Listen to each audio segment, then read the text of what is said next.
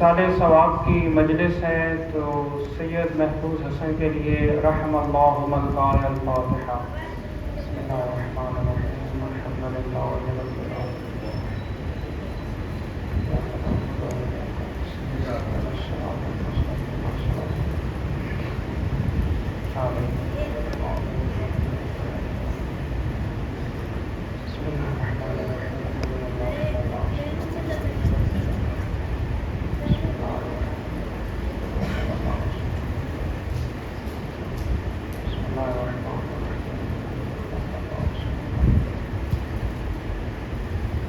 اعوذ باللہ من الشیطان الرجیم، بسم اللہ الرحمن الرحیم، الحمد للہ رب العالمین، الصلاۃ والسلام علی سید الانبیاء والمرسلین ابی القاسم محمد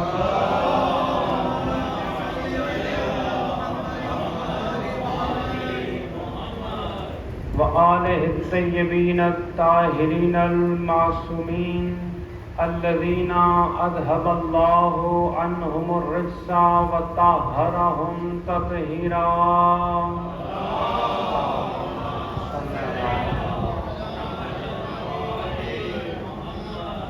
اما بعد فقد قال اللہ الحکیم فی قرآنہ الکریم وقولہ السلیم، بسم اللہ الرحمن الرحیم، وعد اللہ الذین آمنوا منکم وعملوا الصالحات لیستخلفنہم فی الارض کما استخلف الذین من قبلہم وليمکننہم دینہم الذی ارتضی لہم وليبدلنہم من بعد خوفہم امنا یعبدوننی لا یشرکون بی شیئا ومن کفر بعد ذلك فأولئك هم الفاسقون۔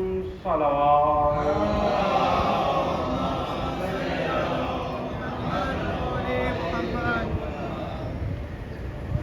شیعان حیدر قرار، محبان اہل بیت، پرسادران سیدہ کائنات، آج کی مجلس کا عنوان ہے امام مہدی اور عالمی استعمار۔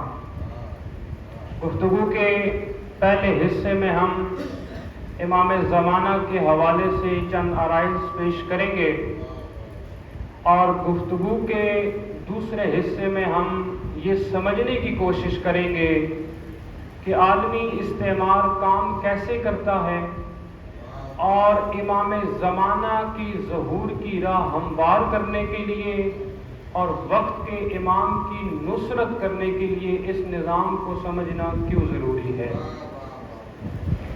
آپ کے تصور سے پہلے میں نے ممبر چھوڑ دینا ہے، اس لیے جتنے لمحے آپ سے گفتگو کروں پہلی فرصت میں وصول کریں، سمجھ آئے تو پھر ساتھ ساتھ بولتے رہیں تاکہ ہمارا یہ سفر آسانی سے کٹ سکے۔ قرآن مجید فرقان حمید کی ایک شعر پاک آیت آپ کے سامنے تلاوت کرنے کا شرف حاصل ہوا۔ یوں تو قرآن پاک میں سینکڑوں کی تعداد میں ایسی آیات ہیں جو امام مہدی کا بالعموم یا بالخصوص احاطہ کرتی ہیں۔ سید ہاشم بہرانی کی کتاب المحجہ فی ما نزل فی القائم الحجہ، اس کتاب کے اندر انہوں نے 120 آیات کا تذکرہ کیا جو بالخصوص یا بالعموم امام مہدی کا تذکرہ کرتی ہیں۔ لیکن میں نے جس آیت کو آپ کے سامنے تلاوت کرنے کا شرف حاصل کیا، یہ ان 4 آیات میں سے ایک آیت ہے کہ جس پہ تمام شیعہ مفسرین اور اکثر سنی مفسرین متفق ہیں کہ اس آیت کی تفسیر اور معنی ممکن ہو ہی نہیں سکتا جب تک عقیدہ مہدویت پہ یقین نہ ہو۔ خالق کائنات کیا ارشاد فرما رہا ہے؟ رب کائنات ارشاد فرما رہا ہے، وعد اللہ الذین آمنوا منکم وعملوا الصالحات، اللہ نے عہد کیا ہے تم میں سے وہ لوگ جو صاحبان ایمان ہیں اور نیک اعمال انجام دیے، اللہ نے ان سے عہد کیا۔ کون سا عہد کیا؟ لَيَسْتَخْلِفَنَّهُمْ فِي الْأَرْضِ، کہ اللہ انہیں زمین میں خلیفہ بنائے گا، كَمَا اسْتَخْلَفَ الَّذِينَ مِنْ قَبْلِهِمْ، جیسے اللہ نے ان سے پہلے لوگوں کو زمین پر خلیفہ بنایا۔ وَلَيُمَكِّنَنَّهُمْ دِينَهُمْ، اور اللہ ان کے دین کو مستحکم کرے گا، مضبوط کرے گا۔ کون سا دین؟ الَّذِي ارْتَضَىٰ لَهُمْ، وہ دین جو اللہ نے ان کے لیے چن لیا ہے۔ اور قرآن میں ایک جگہ خدا فرماتا ہے ان الدین عند اللہ الاسلام، کہ اللہ کے نزدیک اگر کوئی دین ہے تو وہ دین اسلام ہے۔ تو جو دین اللہ نے چن لیا، اللہ تمہارے لیے اس کو مستحکم کرے گا۔ پھر کیا ہوگا؟ وَلَيُبَدِّلَنَّهُم مِّن بَعْدِ خَوْفِهِمْ أَمْنًا، اور پھر اللہ ان کے خوف کو اطمینان سے بدل دے گا۔ اتنا اطمینان ہوگا کہ یعبدوننی، اللہ کہہ رہا ہے لوگ میری عبادت کریں گے، لا یشرکون بی شیئا، اور میرے ساتھ کسی کو شریک نہ کریں گے۔ وَمَنْ كَفَرَ بَعْدَ ذَلِكَ، اور اس کے بعد بھی اگر کوئی کفر کرے، فَأُولَٰئِكَ هُمُ الْفَاسِقُونَ، تو ایسے لوگ ہی تو فاسق ہیں۔ یہ وہ آیت ہے جو امام مہدی کے حوالے سے بیان کرتی ہے اور اشارہ کرتی ہے کہ وقت آئے گا، وقت کے امام کا ظہور ہوگا اور اللہ دین کا بول بالا کرے گا۔ امام کا ایک لقب ہے بقیت اللہ، امام زمانہ کا لقب ہے۔ قرآن پاک میں حضرت شعیب نے اپنی قوم سے خطاب کرتے ہوئے ارشاد فرمایا، بقیت اللہ خیر لکم ان کنتم مؤمنین، اللہ کا بقیہ تمہارے لیے سب سے بہتر ہے، ان کنتم مؤمنین، اگر تم مومن ہو۔ بقیہ کہتے کسے ہیں؟ ایک مثال سے واضح کروں۔ آپ کسی جوہری کی دکان پہ جائیں اور اس جوہری سے کہیں کہ کوئی بیش قیمت نگینے آپ کو دکھائے، وہ جوہری اپنی دکان کے بیش قیمت نگینے آپ کے سامنے پیش کرے گا، آپ کو دکھائے گا۔ آپ کہتے ہیں نہیں، کچھ اس سے بھی زیادہ اعلیٰ، کوئی خاص، کوئی قیمتی، کوئی مخصوص نگینے دکھائے جائیں، وہ آپ کے سامنے مزید نگینوں کو پیش کرے گا۔ بالآخر آپ کہتے ہیں مجھے تمہاری دکان کا سب سے قیمتی ہیرا دیکھنا ہے۔ وہ دکان کے نہا خانوں سے بیش قیمت ہیرا نکال کے کہے گا کہ میری دکان کا اب یہی بقیہ ہے، یعنی میری دکان میں اس سے زیادہ قیمتی اب کوئی چیز نہیں ہے۔ وقت کا امام اللہ کا بقیہ ہے۔ توجہ کیجیے گا، آدم سے خاتم تک اللہ نے 1,24,000 انبیاء کو بھیجا، اللہ نے کسی کو اپنا بقیہ نہیں کہا۔ امام علی سے امام حسن عسکری تک 11 حجتوں کو بھیجا، اللہ نے کسی کو اپنا بقیہ نہیں کہا۔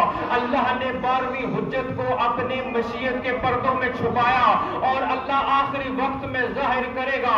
وقت کا امام کعبے کی چھت پہ دونوں قدم مضبوطی سے جما کے تحت الثری سے لے کے عرش اولا تک، شرق سے غرب تک کائنات کی آنکھوں میں آنکھیں ڈال کے کہے گا انا بقیت اللہ، لوگوں سنو میں اللہ کا بقیہ ہوں۔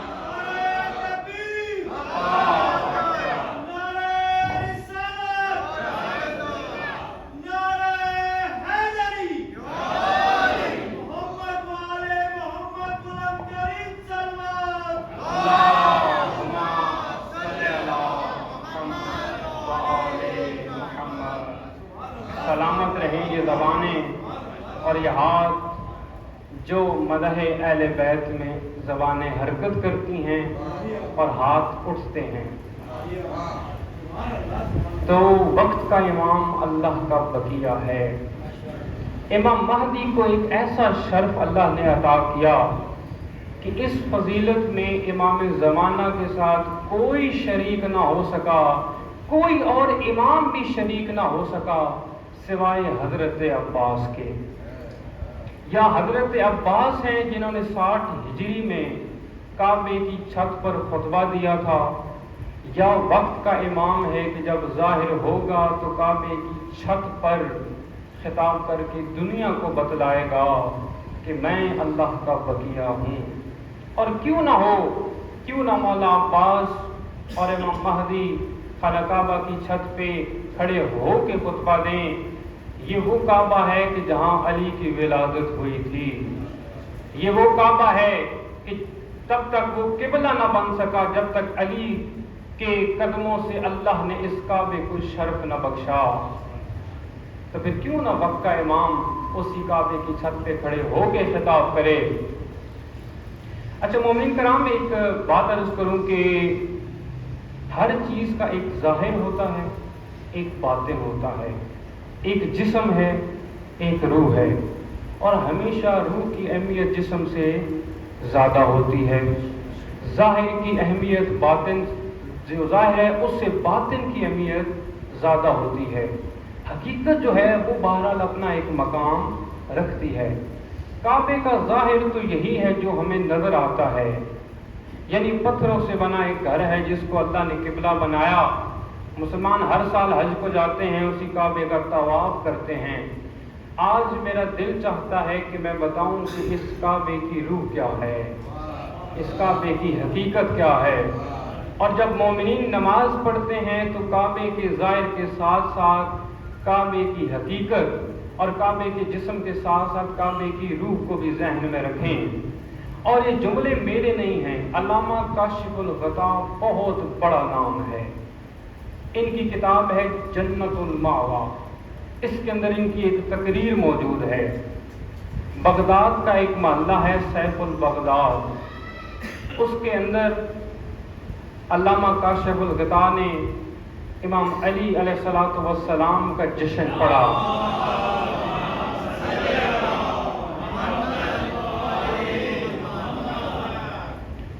مولا کائنات کا جشن پڑھا اور کعبے کی فضیلت بتاتے بتاتے کعبے کی حقیقت بتائی۔ یہ ان کے جملے ہیں جو میں آپ کی سماعتوں کی نظر کر رہا ہوں، اور دیکھنا میں نے یہ ہے کہ کون یہاں خریدار ہیں جو علی کو داد دینے آئے ہیں۔ یہ ممبر بنائی محمد و آل محمد کی مد و ثنا کے لیے ہے، اور جہاں تذکرہ ہی محمد و آل محمد کا ہونا چاہیے۔ علامہ کاشف الغطاء بیان کرتے ہیں، بسم اللہ الرحمن الرحیم، ان حقیقت التوجہ الی الکعبۃ هو التوجہ الی ذلک النور المتولد فیہا، ولو ان القصد مقصور علی محض التوجہ الی الکعبۃ الی تلک البنیۃ والی تلک الاحجار لکان ایضا نوعا من عبادۃ الاصنام، ولکن التناسب یقتضی ان البدن هو تراب یتوجہ الی الکعبۃ ہی التی تراب، والروح التی ہی نور مجرد تتوجہ الی نور المجرد، فکل جنس لاحق بجنس ہی النور للنور والتراب للتراب۔ یہ جملے ہیں۔ اب ایک ایک جملہ اور اس کا ترجمہ آپ کی سماعتوں کی نظر کروں۔ علامہ کاشف الغطاء کہتے ہیں، انا حقیقت التوجہ الی الکعبۃ، کعبے کی طرف جو توجہ کرنے کی حقیقت ہے، هو التوجہ الی ذلک النور المتولد فیہا، حقیقت میں وہ توجہ اس نور کی جانب ہے جس کی ولادت اس کعبے کے اندر ہوئی۔ وَلَوْ أَنَّ الْقَصْدَ مَقْصُورٌ عَلَى مَحْضِ التَّوَجُّهِ إِلَى تِلْكَ الْبُنْيَةِ وَإِلَى تِلْكَ الْأَحْجَارِ، کیونکہ اگر فقط توجہ اس کعبے کی جانب ہو، ان پتھروں اور اس مٹی کی جانب ہو، لَكَانَ أَيْضًا نَوْعًا مِنْ عِبَادَةِ الْأَصْنَامِ، یعنی جس کے دل میں تو علی ہو، جس کے دل میں علی نہ ہو، زبان پہ علی ہو، یا کعبے کی ظاہر کو تو جانتا ہو لیکن کعبے کی حقیقت سے آشنا نہ ہو، تو علامہ کاشف الغطاء بیان کر رہے ہیں تو اس کی عبادت بھی بت پرستی کی ایک قسم ہے۔ جیسے بت پرستی ہے کہ آپ بتوں کو پوجیں، وہ بت جو مٹی اور پتھر کے بنے ہیں، تو اگر دل میں علی نہیں ہے تو یہ عبادت بھی بت پرستی ہے۔ وَلَكِنَّ التَّنَاسُبَ يَقْتَضِي، چونکہ جو تناسب ہے، جو مناسبت ہے، وہ اس بات کا تقاضا کرتی ہے ان البدن ہوا تراب، جو بدن ہے یہ مٹی سے بنا ہے، تو اس کعبے کی طرف توجہ کرنی چاہیے جو مٹی سے بنا ہے۔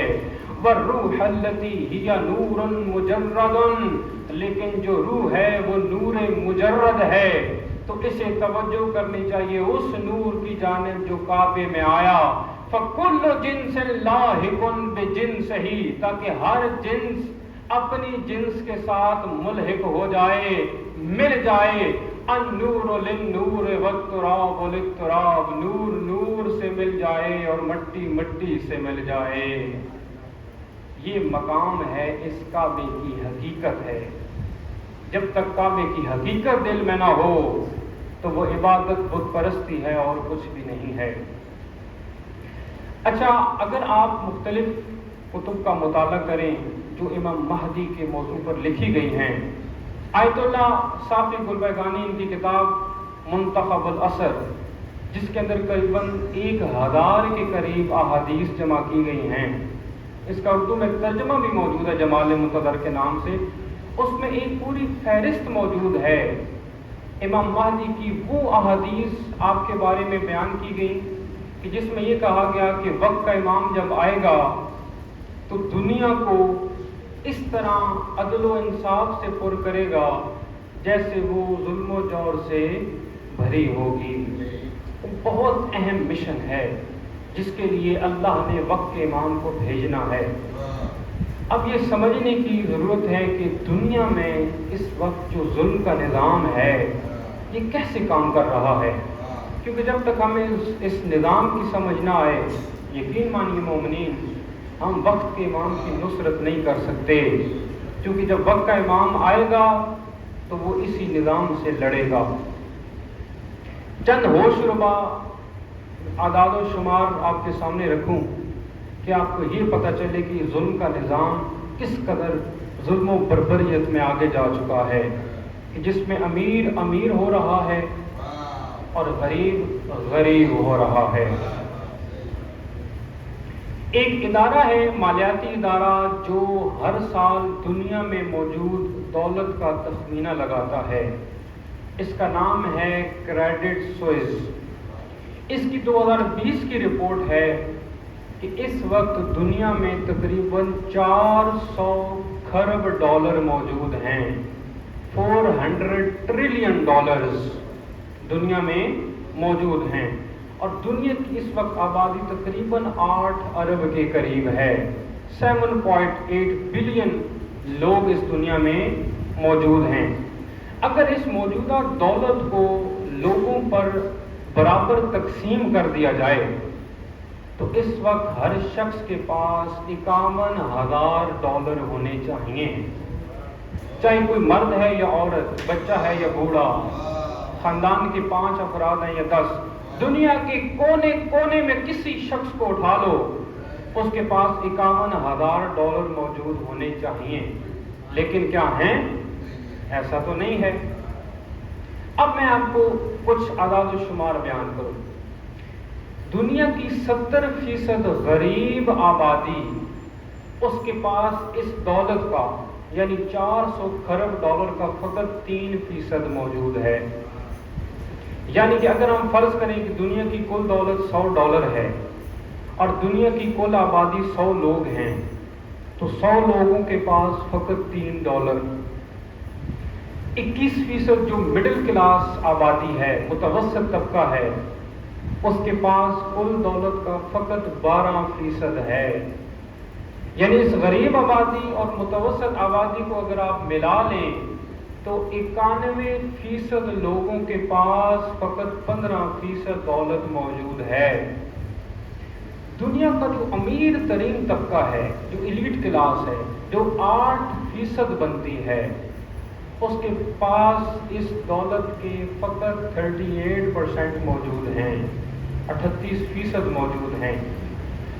یعنی کہ 99% لوگوں کے پاس فقط 53% دولت موجود ہے، اور جو دنیا کے ٹاپ 1% ایلیٹ کلاس ہے، اس کے پاس دولت کا تقریباً نصف موجود ہے۔ یعنی 50% دولت فقط دنیا کے امیر ترین 1% لوگوں کے پاس ہے۔ اب آپ کو کیا لگتا ہے یہ کوئی فطری تقسیم ہے؟ جو غریب ہے وہ اس کا اپنا مقدر ہے اور جو امیر ہے اس کا اپنا مقدر ہے؟ نہیں، ایسا نہیں ہے۔ یہ ظلم کا نظام کام ایسے کرتا ہے، آپ کو ایسے الجھا کے رکھتا ہے کہ آپ کو لگتا ہے کہ میں غریب ہوں تو یہ میرا مقدر ہے۔ یہ آپ غریب ہیں، یہ آپ کا مقدر نہیں ہے، بلکہ ان امیر لوگوں کی ظلم و بربریت ہے۔ چند بڑے بڑے جنہوں نے اس دنیا کا استحصال کیا، دنیا کا امیر ترین شخص ایلون مسک ہے، جس کی کل دولت 300 ارب ڈالر سے زائد ہے۔ آپ کا ملک پاکستان اس کے پورے سال کا جی ڈی پی اتنا نہیں ہے جتنا اس ایک شخص کے پاس پیسہ موجود ہے۔ اور مسئلہ یہ ہے کہ یہ سسٹم ایسا ہے کہ اس کے اندر امیر امیر ہو رہا ہے اور غریب کے لیے زندگی گزارنا مشکل ہے۔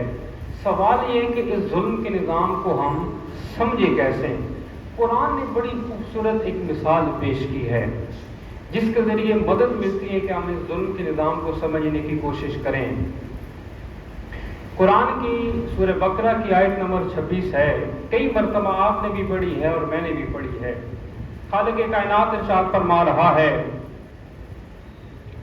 ان اللہ لا یستحی ان یضرب مثلا ما بعوضۃ فما فوقها فاما الذین یعلمون فان الحق من ربهم واما الذین کفروا یقولون ما اراد اللہ بهذا مثلا یضل به کثیرا ویہدی به کثیرا وما یضل به الا الفاسقین۔ خالق کائنات کہہ رہا ہے، ان اللہ لا یستحی ان یضرب مثلا ما بعوضۃ فما فوقها، اللہ شرم محسوس نہیں کرتا کہ اللہ تمہارے سامنے ایک مچھر کی مثال پیش کرے، فما فوقها، اور اس کی مثال پیش کرے جو اس مچھر کے اوپر ہے۔ فَأَمَّا الَّذِينَ آمَنُوا فَيَعْلَمُونَ أَنَّ الْحَقَّ مِن رَبِّهِمْ، جو صاحبان ایمان ہیں وہ سمجھ جاتے ہیں کہ اس مثال سے اللہ کیا بیان کرنا چاہتا ہے، وہ حد تک پہنچ جاتے ہیں۔ وَأَمَّا الَّذِينَ كَفَرُوا يَقُولُونَ مَاذَا أَرَادَ اللَّهُ بِهَذَا مَثَلًا، لیکن وہ لوگ جنہوں نے کفر کا ارتکاب کیا وہ مذاق اڑاتے ہیں کہ اس مثال سے اللہ کا کیا مقصد ہے۔ یضل بہ کثیرا ویہدی بہ کثیرا، اسی مثال کے ذریعے اللہ بہت سوں کو ہدایت دے دیتا ہے اور بہت سے لوگوں کو گمراہ کر دیتا ہے۔ وما یضل بہ الا الفاسقین، اور اللہ نہیں گمراہ کرتا لیکن فقط ان لوگوں کو جو فاسق ہیں۔ اور سوال یہ ہے کہ مچھر کی مثال اللہ نے پیش کیوں کی؟ بہت وقت تک میں اس پہ غور و فکر کرتا رہا، میں نے ریسرچ کی، تحقیق کی کہ اگر اللہ نے مچھر کی مثال اس لیے پیش کی ہو کہ یہ اللہ کی ایک ننھی سی مخلوق ہے، اللہ نے اس کے اندر بہت کچھ رکھا ہے، تو میرا ذہن کہتا تھا کہ اس سے بہت چھوٹی مخلوقات بھی اللہ نے خلق کی ہیں، اللہ ان کی مثال بھی دے سکتا تھا، مچھر کی کیوں مثال دی؟ لیکن جب میں نے صادق آل محمد کی ایک حدیث پڑھی، صلوات پڑھے محمد وآل محمد،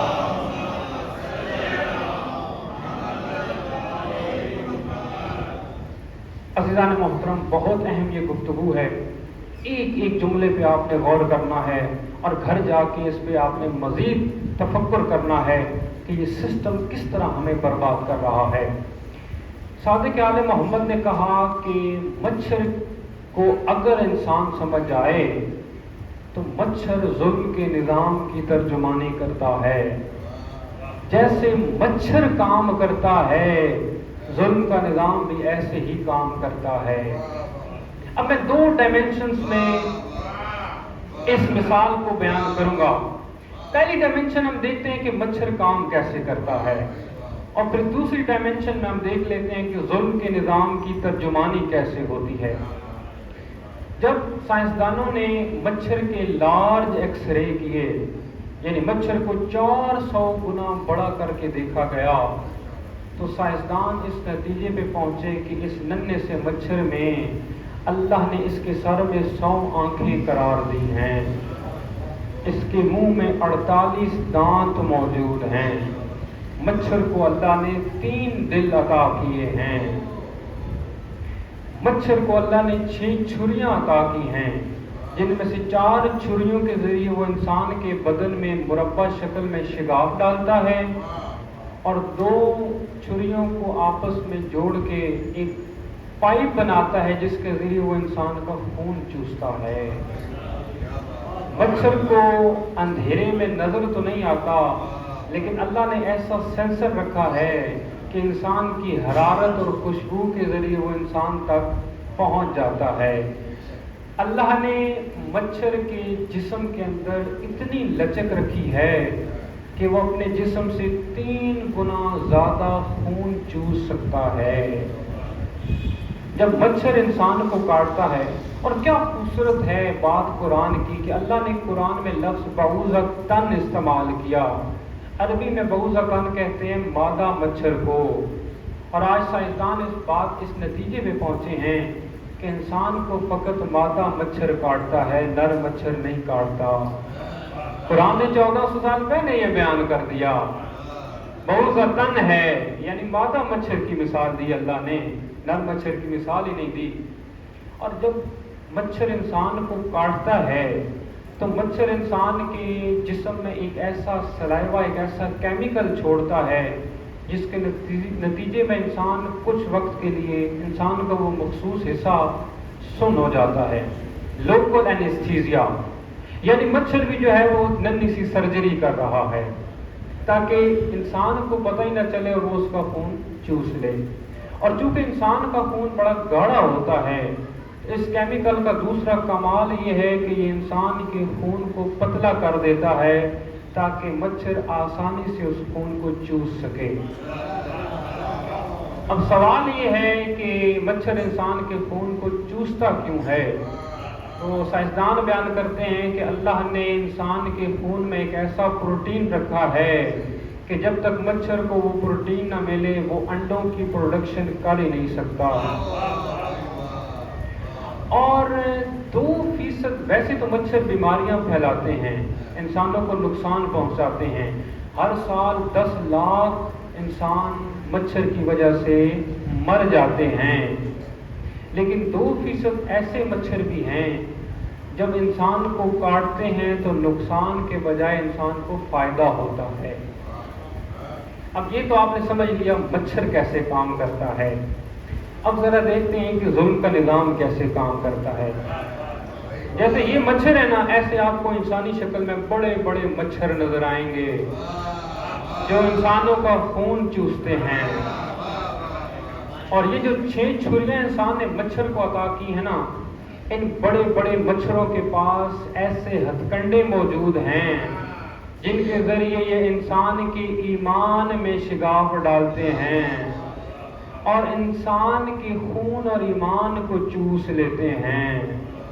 جیسے مچھر انسان کے جسم کو سن کرتا ہے، یہ مختلف نظریات آئیڈیالوجی کے ذریعے خواتین کو فریڈم آف سپیچ کے نام پہ بے حیائی پہ آمادہ کرتے ہیں، لوگوں کو اکنامک فریڈم کے نام پہ کیپٹلزم کے ذریعے ان کا استحصال کرتے ہیں۔ انسان تباہ و برباد ہوتا رہتا ہے لیکن انسان کو احساس تک نہیں ہوتا۔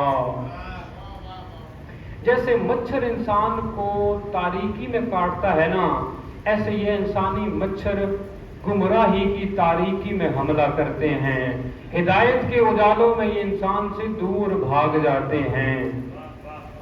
اور جیسے انسان کو احساس تک نہیں ہوتا، آپ دیکھیں Hollywood, Bollywood, world cup کے میچز، یعنی انسان کو اس قدر الجھا دیا ہے کہ انسان اپنے اصل مقصد سے بھٹک چکا ہے.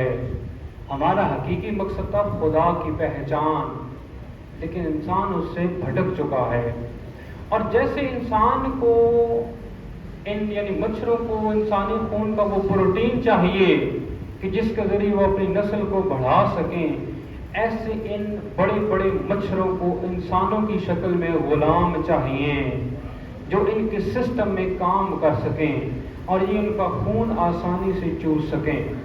اچھا، جب مچھر انسان کا خون چوس لیتا ہے تو وہ پھر پانی میں جا کے انڈے دیتا ہے. چونکہ جہاں پانی نہ ہو وہاں ان انڈوں کی نشو و نما ممکن ہی نہیں ہے. اس طرح یہ جو بڑے بڑے انسانی مچھر ہیں، ایلون مسک کی بات کریں یا مارک زکربرگ کی، آپ وارن بفٹ کی بات کریں، بڑے بڑے جو لوگ ہیں، یا آپ مکیش امبانی کی بات کریں جو انڈیا کا امیر ترین شخص ہے، پانی جو ہے یہ بینکنگ سسٹم کو ریپرزینٹ کرتا ہے، پاور اور منی کو ریپرزینٹ کرتا ہے. ان کے پاس پیسہ ہے، پاور ہے. جب تک ان کے پاس یہ نہ ہو یہ اپنے نظام کو مزید پھیلا نہیں سکتے. اور عزیزان محترم، بڑا قیمتی جملہ، یہ ظلم کا نظام ظاہراً تو بہت طاقتور ہے، لیکن یہ اس وقت تک ہی طاقتور ہے جب تک آپ یہ سمجھتے ہیں کہ یہ طاقتور ہے. اگر آپ اس سسٹم کو سمجھ لیں کہ یہ سسٹم کام کیسے کرتا ہے تو اس کو شکست دینا بہت آسان ہے. میں اس اقرا یونیورسٹی اسلام آباد میں ایم فل کر رہا تھا انٹرنیشنل ریلیشنز میں، تو وہاں ہم نے ایک کتاب پڑھی کنفیشنز آف اکنامک ہٹ مین، جس کے اندر بڑے بڑے مالیاتی اداروں کے بارے میں بیان کیا گیا کہ World Bank, I M F, United Nation, World Trade Organization جیسے بڑے بڑے ادارے کیسے وہ اس ظلم کے نظام کے تحفظ کو یقینی بنا رہے ہیں. اس کتاب کا اردو ترجمہ بھی موجود ہے اگر کوئی پڑھنا چاہے. تو اگر انسان مطالعہ کرے اور اپنا ایمان مضبوط رکھے تو یقین مانے ان کا یہ نظام مکڑی کے جالے سے زیادہ کمزور ہے. جیسے مکڑی کا جالا ظاہراً بہت منظم دکھائی دیتا ہے لیکن حقیقت میں بہت کمزور ہوتا ہے. اگر آپ نے وقت کے امام کی نصرت کرنی ہے عزیزان محترم، یہ وقت جو ہے یہ اسٹیٹ آف ایمرجنسی ہے. وقت کا امام موجود نہیں ہے، غیبت میں ہے، اور آیت اللہ ناصر مکارم شیرازی کے بقول امام کا ظہور بہت قریب ہے. کبھی موقع ملے گا تو انشاءاللہ اس میں بھی بات کریں گے کہ امام کے وقت امام کا ظہور کیوں قریب ہے. لیکن وہ بیان کرتے ہیں کہ چونکہ ظہور بہت قریب ہے تو ہماری ذمہ داریاں بہت بڑھ چکی ہیں. ایک حدیث میں نے پڑھا، جامعہ الکوثر میں تھے، ہم نے یہ حدیث پڑھی، جامعہ الکوثر اسلام آباد میں زیر تعلیم تھا. وہاں ہم نے ایک حدیث پڑھی کہ اگر غیبت میں آپ امام کی راہ میں 1 روپیہ خرچ کرتے ہیں تو امام کی ظہور میں ان کی راہ میں 1 روپے خرچ کرنے کے مقابلے میں اس کا ثواب 1000 گنا زیادہ ہے. کیوں؟ کیونکہ یہ وقت کی ضرورت ہے. لوگ ایک وہ کتاب میں، کچھ کتابوں میں آیا کہ وقت امام جو ہیں وہ جزیرہ خضرہ میں رہ رہے ہیں. لوگ جو ہیں وہ تلاش میں ہیں کہ جزیرہ خضرہ کہاں موجود ہے. میں نے تحقیق کی تو پتہ چلا کہ اس میں کوئی زیادہ حقیقت نہیں ہے. لیکن مومنین کرام، آپ جزیرہ خضرہ کی تلاش میں کیوں ہیں؟ آپ اپنے اعمال ایسے کیوں نہیں بنا لیتے کہ آپ کا دل ہی جزیرہ خضرہ بن جائے اور امام آپ کے دل میں رہے، آپ کو امام کو ڈھونڈنے کی ضرورت ہی نہ پڑے. اللہ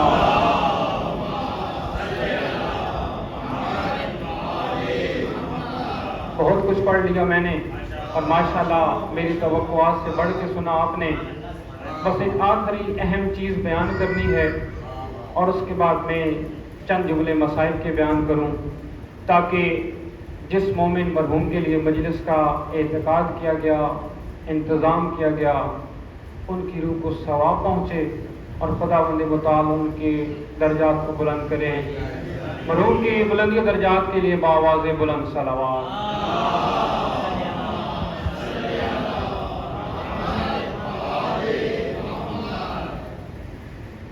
سید علی ابن طوس یمانی یہ بیان کرتے ہیں کہ ایک شب جمعہ میں حرم امیر المؤمنین میں موجود تھا.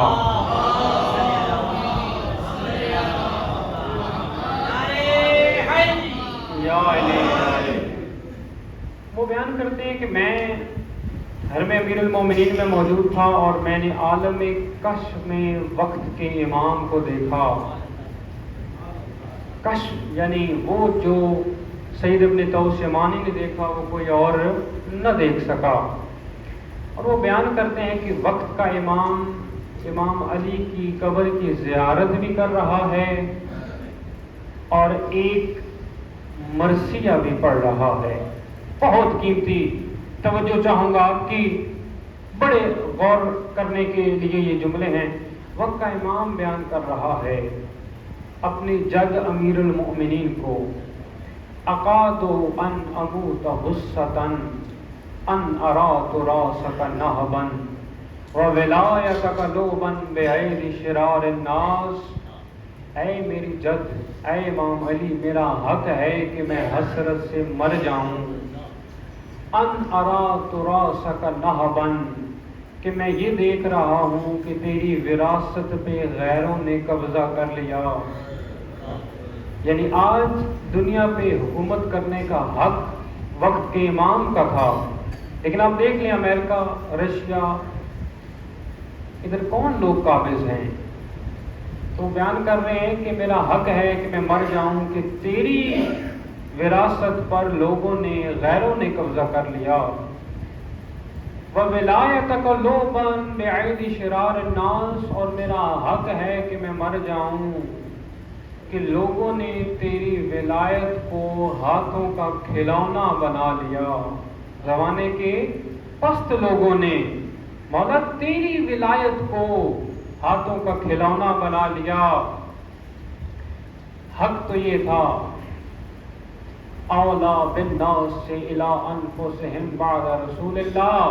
حق تو یہ تھا مولا کہ رسول اللہ کے جانے کے بعد لوگوں کے نفسوں پر آپ کا لوگوں سے زیادہ حق تھا، لیکن لوگوں نے آپ کی ولایت کو سمجھا ہی نہیں. اب وہ بیان کر رہے ہیں کہ مولا کی ولایت کا حق کیا ہے. وَلَوْ أُعَذِّبُوا فِي حُبِّكَ بِإِيقَافِهِمْ عَلَى النَّارِ. مولا اگر آپ کی ولایت کے امتحان کے نتیجے میں لوگوں کو آگ پر کھڑا کر کے عذاب دیے جائیں، حرکت اجسامہم و سالت ادغمتہم من حرارت الشمس، اور اتنی زیادہ گرمی ہو کہ ان کے جسم جل جائیں اور ان کے ناک کے نتنوں سے بھیجا بہہ نکلے. ثم استقاموا علی ولایتک، پھر بھی اگر تیرے چاہنے والے تیری ولایت پر قائم رہیں، واللہ مدو عشرا مشار من الف حق من حقوقک. اے میری جد، اتنے زیادہ امتحان کے باوجود اگر تیرے چاہنے والے ثابت قدم رہیں تو قسم ہے مجھے اس ذات کی کہ جس کے قبضہ قدرت میں میری جان ہے، تیری ولایت کے 1000 حقوق میں سے کسی ایک حق کا تیری چاہنے والوں نے عشر عشیر بھی ادا نہیں کیا. یہ علی کی ولایت کا امتحان ہے. اگر کوئی سمجھتا ہے کہ نعرے مار کے وہ فقط جنت میں چلا جائے گا، نہ میرا بھائی، یہ نہیں ہوگا. بڑے بڑے لوگوں نے مولا کی ولایت کے امتحان دیے، اور علی کی ولایت کا سب سے پہلا امتحان رسول اللہ کی بیٹی نے دیا. عزاداروں، علی کی زوجہ اور رسول اللہ کی بیٹی فاطمہ نے سب سے پہلا امتحان علی کی ولایت کا دیا. لوگ آج حیران ہوتے ہیں کہ زمانے کا دستور ہے کہ طاقتور لوگوں کے خلاف FIR درج نہیں ہوتی. یہ تو 1400 سال سے چلا آ رہا ہے. یہ زمانے کی ستم ظریفی ہے کہ آج بھی زہرا کے قاتلوں کے خلاف FIR وہ نامعلوم افراد کے خلاف درج ہے۔ ہم آج بھی زہرا کے قاتلوں کے نام نہیں لے سکتے عزیزانو، کی مظلومیت ہے زہرا کی۔ کیا بیان کروں، بس اللہ مجھے طاقت دے کہ میں چند جملے ادا کر پاؤں عزیزانو۔ ایک وقت ایک دفعہ امام جعفر صادق علیہ محمد بیٹھے ہوئے تھے، ایک شخص آیا، ایک صحابی آپ کا، اور وہ آ کے بیان کرتا ہے مولا اللہ نے مجھے بیٹی عطا کی ہے۔ مولا نے پوچھا مبارک ہو تجھے، بیٹی کا نام کیا رکھا ہے؟ بیان کرتا ہے کہ میں نے آپ کی جدہ فاطمہ کے نام پہ اپنی بیٹی کا نام فاطمہ رکھا ہے۔ بس مولا کا یہ سننا تھا تو زاروں قطار رونا شروع کیا اور کہا بندہ خدا نام تو فاطمہ رکھ لیا ہے، لیکن یاد رکھنا ساری زندگی نہ تو اس کے چہرے پہ تماچے مارنا اور نہ اپنی بیٹی کو گالیاں دینا۔ نہ جانے مولا کے ذہن میں کون سا منظر تھا کہ انہیں تماچے بھی یاد تھے اور انہیں گالیاں زبان درازیاں بھی یاد تھیں۔ عزادار امام جعفر صادق بیٹھے ہوئے تھے، ایک شخص بھاگتا ہوا آیا، رو رہا تھا۔ اس نے بیان کیا مولا مدد کیجئے۔ مولا نے کہا کیا ہوا؟ بیان کرتا ہے میں بازار سے گزر رہا تھا، چوک سے ایک خاتون جا رہی تھی، اس کے پاؤں کو ٹھوکر لگی، اس کے منہ سے نکل گیا اللہ زہرا کے قاتلوں پہ لعنت کرے۔ سپاہیوں کا یہ سننا تھا، وہیں اس عورت کو گرا لیا اور سارے سپاہی اس عورت کو مار رہے ہیں۔ مولا اس کا جرم نہیں ہے، صرف اس نے یہ کہا تھا کہ اللہ زہرا کے قاتلوں پہ لعنت کرے۔ مولا بے چین ہو گئے، جا کے اس عورت کی جان بچائی۔ اللہ اکبر، کیا ظلم ہوا زہرا پہ کہ جہاں قاتلوں پہ لعنت کرنے میں بھی حکومت راضی نہیں ہے۔ عزادار بس مختصر کروں، وہ دروازہ وہ زہرا کا دروازہ کہ جس پہ رسول خدا نے 6 ماہ تک انما یرید اللہ لیذھب کی تلاوت کی، وہ دروازہ اس کو جلا دیا گیا۔ وہ دروازہ کہ جب رسول اللہ کی رحلت کا وقت قریب آیا اور آپ غشی کی حالت میں تھے، آپ کا سر جناب فاطمہ کی آغوش میں تھا، ایک شخص نے دروازہ کھڑکایا، بجایا، دکل باب کیا۔ بی بی نے پوچھا کون ہے؟ اس نے کہا میں رسول اللہ سے ملنا چاہتا ہوں۔ بی بی نے کہا بندہ خدا لوٹ جا، ہم بڑے پریشان ہیں، رسول اللہ عالم غش میں ہیں۔ کچھ دیر کے بعد اس نے دوبارہ دستک دی۔ بی بی نے کہا کون ہے؟ اس نے کہا میں رسول اللہ سے ملنا چاہتا ہوں۔ فاطمہ نے کہا لوٹ جاؤ، ہمیں تنگ نہ کرو۔ تیسری مرتبہ اس نے زور سے دستک دی۔ بی بی نے رونا شروع کیا، بندہ خدا ہمیں کیوں تنگ کرتا ہے؟ بی بی کی آنکھوں سے آنسو جاری ہوئے، رسول اللہ کے چہرے پہ گرے تو رسول اللہ کو ہوش آیا۔ کہا زہرا میری زندگی میں کس نے رلا دیا؟ کہا بابا ایک شخص ہے، بار بار تنگ کر رہا ہے، آپ سے ملنا چاہتا ہے۔ رسول خدا نے کہا زہرا یہ تیری عظمت ہے، یہ وہ ہے کہ جو کسی کے دروازے پہ نہیں رکتا، یہ ملک الموت ہے، لیکن تیرے دروازے کی عظمت ہے کہ یہ تجھ سے اجازت لینا چاہ رہا ہے۔ اللہ بس رسول اللہ دنیا سے چلے گئے۔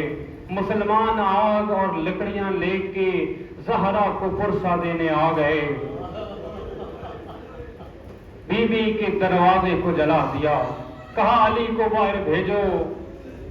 جناب زہرا نے کہا علی قرآن جمع کرنے میں مصروف ہیں۔ ایک شخص نے کہا اے زہرا بہانے نہ کر، اے زہرا بہانے نہ کر، علی کو باہر بھیج ورنہ گھر کو جلا دیا جائے گا۔ جناب زہرا نے کہا کیا اس گھر کو جلاؤ گے کہ جس پہ حسن و حسین رہتے ہیں؟ اس نے کہا قسم بخدا اسی دروازے کو جلاؤں گا۔ اللہ اکبر، عزادارو یہ دھمکی نہیں تھی بلکہ زہرا کا دروازہ جل گیا۔ دروازے کا جلنا رہا تھا، اس شخص نے ایک غلام کو اشارہ کیا، دروازے کو ٹھوکر مارو۔ اس غلام نے دروازے کو ٹھوکر ماری، جلتا ہوا دروازہ گرا زہرا پر، زہرا کی پسلیاں ٹوٹ گئی، محسن شہید ہوا، زہرا کے اوپر دروازہ گرا ہوا تھا۔ یہ شخص بیان کرتا ہے ایک مرتبہ میرے دل میں آیا کہ اس دروازے کے اوپر سے گزر جاؤں، پھر زہرا کی عظمت میرے دل میں آئی کہ زہرا کا مقام بہت ہے، لیکن ساتھ جب علی کا بغض میرے دل میں آیا تو میں اس دروازے کے اوپر سے گزرا، زہرا کی چیخ بلند ہوئی، پھر میرا محسن شہید ہو گیا۔ عزیزان بس مختصر ختم ہو گئی میری مجلس۔ جب جناب زہرا دربار میں گئی ہیں نا عزیزانوں اپنا حق مانگنے، اللہ اکبر، مسلمان زہرا کے احترام میں کھڑے نہیں ہوئے۔ اگر معاملہ یہاں تک ہوتا تو سمجھ میں آتی، بلکہ نبی کی بیٹی کھڑی رہی اور مسلمان بیٹھے رہے۔ جب بی بی نے اپنا حق مانگا تو لوگوں نے کہا کوئی ثبوت دو، رسول اللہ کی سند پیش کی گئی، ایک شخص نے فیصلہ کیا کہ زہرا کو اس کا حق دے دیا جائے، دوسرے شخص نے زہرا سے وہ سند کا ٹکڑا لیا اور اسے ٹکڑے ٹکڑے کیا۔ عزیزانوں میں آپ سے سوال کرتا ہوں، ایک کاغذ کے ٹکڑے کرنے میں کتنا وقت لگتا ہے؟ چند لمحے لگتے ہیں، لیکن یہ وہی چند لمحے تھے کہ زہرا نے جوانی سے بڑھاپے کا فاصلہ طے کیا۔ رسول اللہ کی سند تھی، کوئی عام بات نہیں تھی۔ جب زہرا گھر لوٹی تو مولا متقیان نے پوچھا زہرا کیا گزری؟ کہا علی اگر مجھے میرا حق نہ ملتا تو مجھے دکھ نہیں تھا، لوگوں نے مجھے جھٹلایا، میرے بابا کی تحریر کو چاک چاک کیا۔ عزیزانو آخری جملے ہیں، جب جناب زہرا کا وقت قریب آیا نا، عزیزانو ایک ایران کے بہت بڑے عالم دین ہیں آغا انصاریاں، وہ ایام فاطمیہ میں بی بی کی شہادت پڑھ رہے تھے، مجلس اختتام پذیر ہوئی، لوگوں نے بڑا گریہ کیا لیکن لوگ گھر چلے گئے۔ ایک شخص ممبر کے پاس بیٹھ کر مسلسل رو رہا تھا۔ آغا انصاریان نے کہا اے بندہ خدا اللہ تیرا گریہ قبول کرے، سارے مسلمان چلے گئے، سارے رونے والے چلے گئے، تو ابھی تک رو رہا ہے۔ اللہ اکبر، قیامت خیز یہ جملے ہیں، میں نہیں جانتا کس کا جگر پھٹ جائے گا۔ اس نے کہا آغا میں ہڈیوں کا ڈاکٹر ہوں، میں جانتا ہوں اگر جسم کی کوئی ہڈی ٹوٹ جائے تو وہ تو جڑ جاتی ہے، لیکن اگر کوئی پسلی ٹوٹے تو وہ نہیں جڑتی۔ اگر اتنا ہوتا تو مجھے دکھ نہ ہوتا، لیکن اگر کسی کی پسلیاں ٹوٹ جائیں تو وہ اگر سانس بھی لے تو تکلیف ہوتی ہے۔ عزاداروں دروازہ جلا ہوا تھا، جناب زہرا فرش پر موجود تھی، لوگوں نے علی کے گلے میں رسیاں ڈالی، علی کو کھینچنا شروع کیا۔ زہرا نے ایک ہاتھ بلند کر کے علی کے گلوبند میں ہاتھ ڈالا، کہا چھوڑ دو میرے علی کو، چھوڑ دو میرے علی کو، میں علی کو نہیں لے جانے دوں گی۔ ایک شخص نے کہا زہرا اپنا ہاتھ پیچھے کھینچ لے، زہرا نے کہا علی کو نہیں جانے دوں گی۔ اللہ اکبر، کنفس کو اشارہ کیا، کنفس نے تازیانہ زہرا کے بازو پہ مارا، زہرا کی چیخ بلند ہوئی، کہا علی مجھے معاف کرنا، میں تیری حفاظت نہ کر سکی۔ سیعلم الذین ای منقلب ینقلبون